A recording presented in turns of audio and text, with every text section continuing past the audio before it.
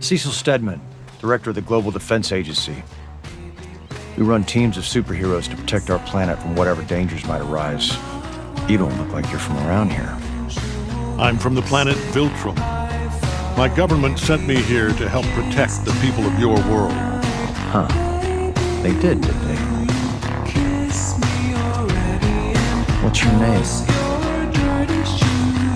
Pupils dilated, heart rate elevated. He's an alien, so we don't know his norms. But if he were a human, he'd be lying.